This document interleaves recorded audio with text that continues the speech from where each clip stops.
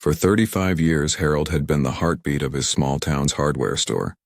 He knew every customer by name, every tool by its purpose, and every problem by its solution.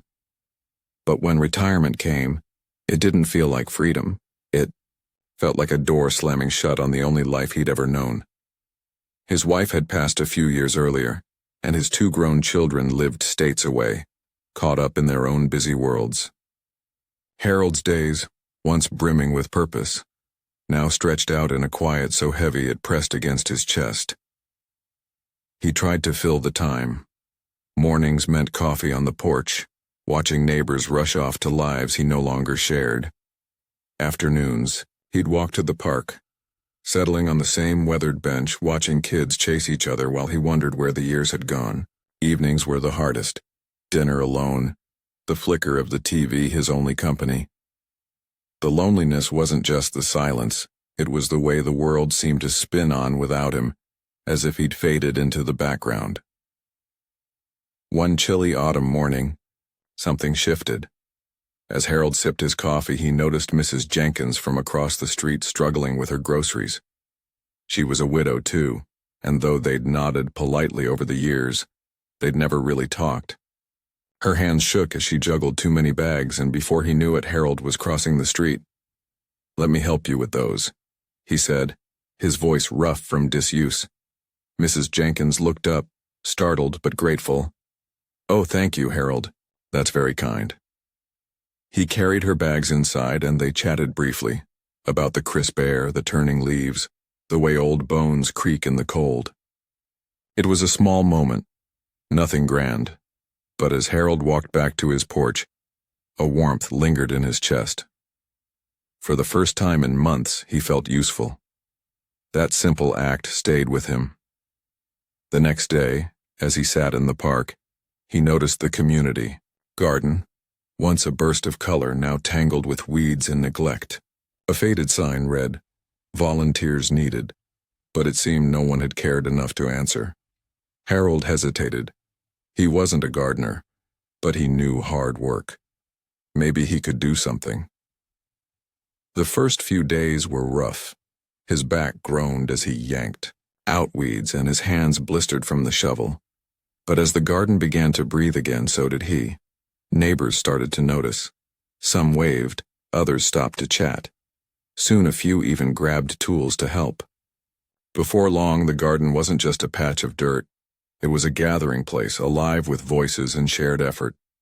One afternoon, a boy named Tommy wandered over, his eyes bright with curiosity. "What are you growing, mister?" he asked. Harold knelt down, smiling. "Well, let's see.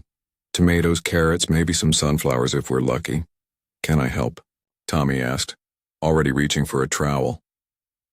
From then on, Tommy was Harold's shadow, and soon other kids joined in. Harold showed them how to plant seeds, water the soil, and coax life from the earth. Their laughter filled his days, their endless questions pulling him out of his shell. But it wasn't just the kids. Mrs. Jenkins brought him pies, still warm from the oven, and Mr. Alvarez shared tales of his youth in Mexico over cups of coffee. The garden became a bridge between young and old, past and present, loneliness and belonging. Months passed and the garden bloomed. But Harold bloomed brighter. He didn't wake up to silence anymore, he woke up to purpose. His days were full, tending the plants, teaching the kids, listening to his neighbors' stories. He even started hosting potlucks, where everyone brought a dish and ate together under the stars, the air thick with chatter and the clink of plates. One evening, as the sun dipped low, Tommy tugged at Harold's sleeve. "Mr. Harold, why do you spend so much time here?" Harold paused, gazing at the rows of vegetables and flowers, the families laughing around picnic tables, the glow of connection all around him. "Because," he said softly, "this place gave me a second chance.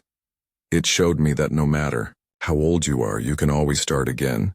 Tommy nodded, not fully understanding, but Harold knew he would someday.